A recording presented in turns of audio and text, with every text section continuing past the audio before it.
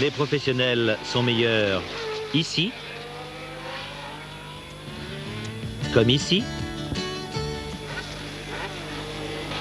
comme là, vitesse par vitesse, étape par étape.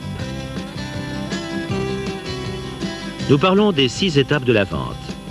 Avec elles, le vendeur professionnel se manœuvre jusqu'où la conclusion s'effectue spontanément. Parce que nous créons des liens étape par étape et parce que nous augmentons le désir d'achat du client. L'approche correcte, c'est la première étape, le premier lien. La qualification, question pertinente et écoute attentive, est la deuxième étape. La présentation en 6 places est la troisième.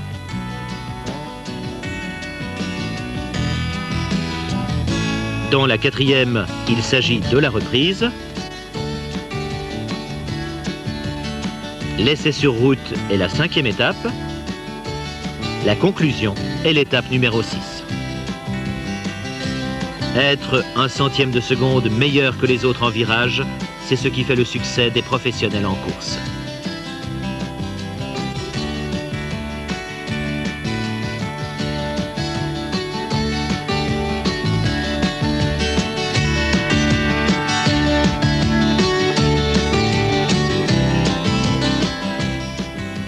De ces 6 étapes de la vente, Sefine traite en détail la 6e étape, la conclusion.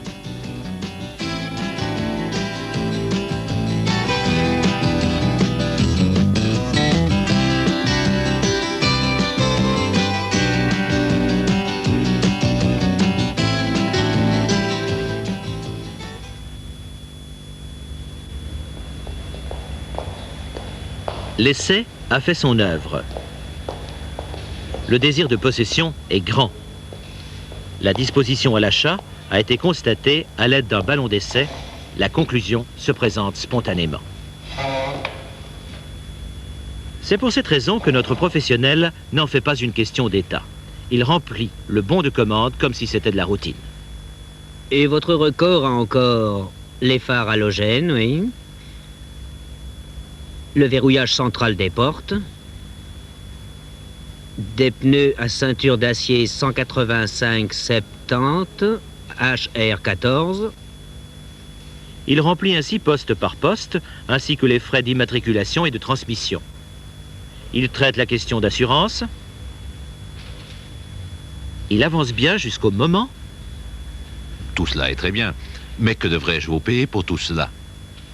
Je vous ai donné un montant approximatif pendant l'essai. Je vous calcule le montant exact, monsieur. Avec tout réglé pour vendredi, cela vous fait exactement 187 345. Et le collègue cite pour la première fois un chiffre exact. Pas le prix de la voiture, mais la différence à payer. Lors de l'essai, il avait prévu une certaine marge, donc le prix est même plus avantageux. La façon de citer le prix n'est pas une coïncidence. Je vous calcule le montant exact, monsieur. Avec tout réglé pour vendredi, cela vous fait exactement 187 345. Cette façon de formuler suit 3 règles tactiques. D'abord, indiquer le prix en même temps qu'un avantage.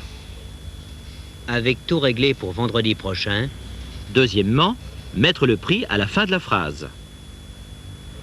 Cela vous fait exactement 187 345.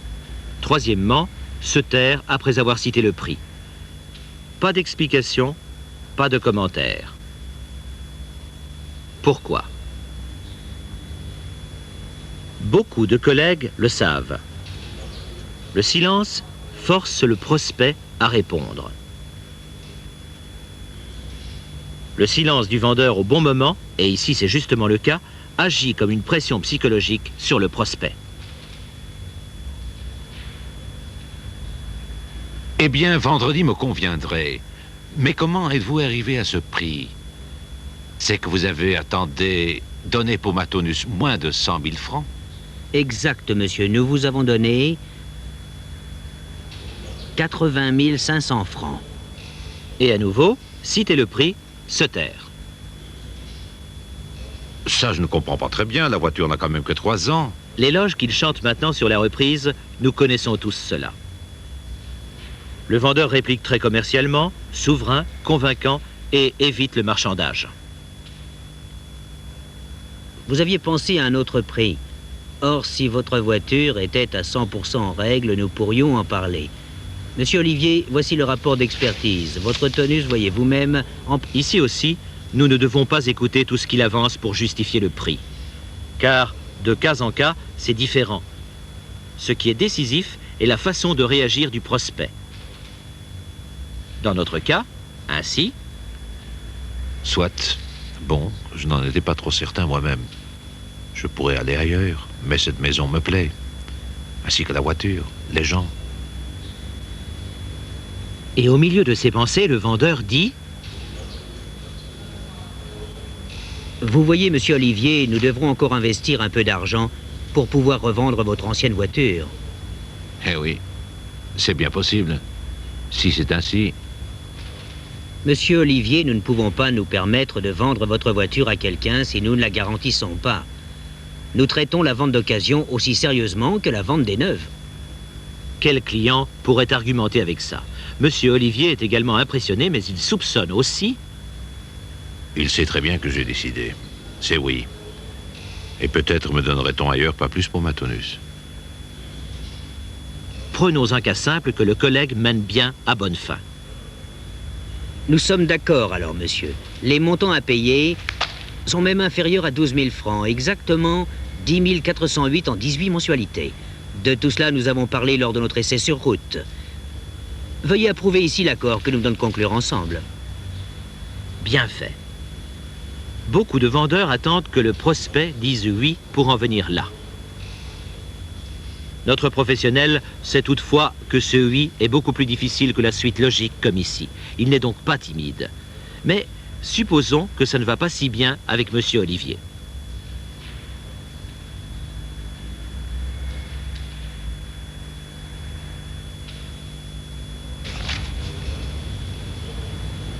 Non, non, monsieur le mineur, pas trop vite avec ces jeunes chevaux.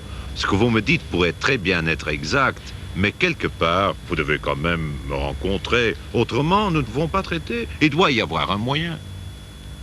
Notre professionnel tirera encore son plan. Le cas est net. Le prospect n'a pas eu ce qu'il pensait avoir pour sa reprise. Il essaie maintenant de se rattraper un peu. Mais le vendeur ne se laisse pas entraîner dans un marchandage, car il sait que c'est une vie sans fin. Il s'y prend ainsi.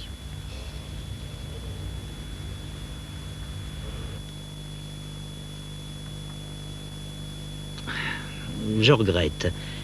Tous nos prix sont soigneusement calculés. Nous pouvons les justifier à tous nos clients. Tout au plus... C'est un signal pour le prospect. Il n'y a rien à faire au prix. Mais avec tout au plus, le vendeur fait entrevoir d'autres possibilités et d'où curiosité. Tout au plus quoi?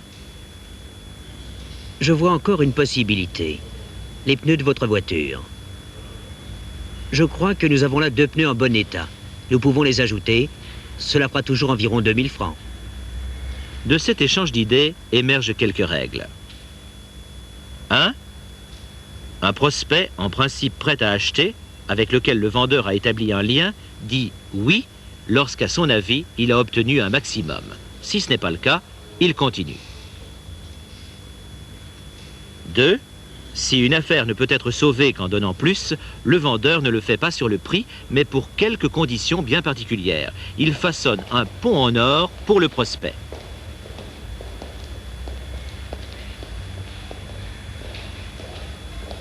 3.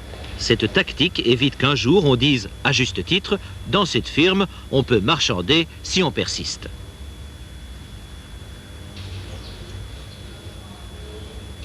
La phase de conclusion aurait encore pu se dérouler autrement, un peu ainsi. Monsieur le mineur, je dois encore bien réfléchir. Ah, une objection. Ou plutôt, un prétexte. Une objection, cela veut dire veut en principe acheter, mais il y a des points qui doivent être clarifiés. Un prétexte, cela veut dire le prospect n'est au fond pas prêt à acheter ou peut-être pas encore. Le professionnel découvre à l'aide de bonnes questions quelle en est la raison. Qu'y a-t-il encore, monsieur Olivier, qui ne vous paraît pas très clair? Et à nouveau, la règle. Poser la question et se taire. L'intéressé doit se mettre à découvert. Vous savez, monsieur le mineur, je suis pas très sûr que ma femme... Ah ah, donc une objection. C'est clair, le collègue enchaîne. Alors je vous propose que Madame Olivier m'accompagne pour faire un essai. Ma voiture est encore au parking. Vous venez avec moi? Il y a autant d'objections que de grains de sable à la plage. Monsieur Olivier aurait pu dire... Vous savez, presque 11 000 francs par mois, c'est quand même beaucoup. Ou bien... Je ne sais pas bien. La couleur. En rouge, elle me plairait mieux, je crois. Ou... Qu'en penses-tu, Gertrude? Ou bien... Franchement, monsieur le mineur, nous préférons attendre. Des objections, et ainsi réagit un chevronné. Si nous finançons en 24 mois, cela vous ferait donc... un moment... seulement 7 805 francs par mois. Ça irait comme ça, hein? Ou bien... Pas de problème, monsieur Olivier. Vous pouvez l'avoir en rouge également. Et très vite. Nous mettons ça sur papier? Ou bien... Si vous voulez encore attendre, je propose, nous vous livrons la voiture dans 3 mois. Votre tonus devra cependant rentrer aujourd'hui. Sinon, nous ne pourrons plus dans 3 mois vous en offrir toujours le même prix. Cela vous convient-il? C'est clair, il y a plusieurs objections. Des réactions différentes. Il n'y a qu'une chose qui est toujours la même dans les réactions de notre collègue. Et c'est ça qui est décisif. Il y a toujours une solution qui ôte le vent des voiles du prospect.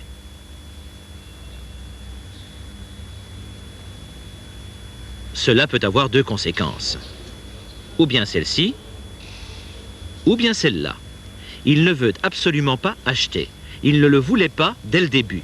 Il voulait d'abord s'informer, ou bien aller d'abord chez la concurrence, ou bien... Ah oui, le premier round est sans doute perdu, mais pas encore la bataille. Car la relance assure le succès. Car le professionnel n'abandonne jamais.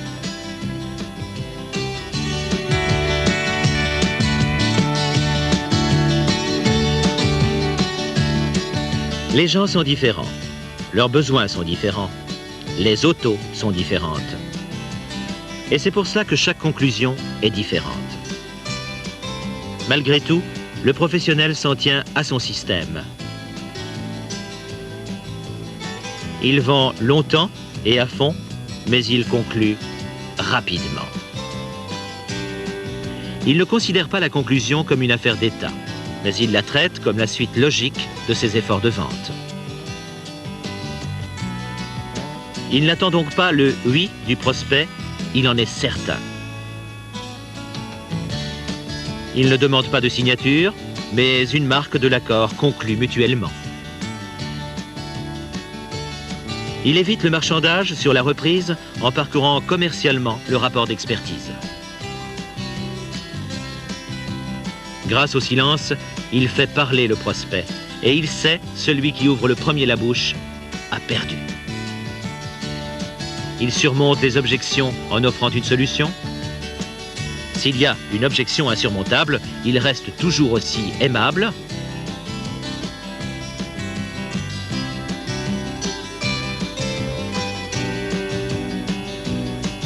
Et relance le prospect plus tard. Avec son comportement professionnel, il augmente le rapport de succès de ses efforts de vente.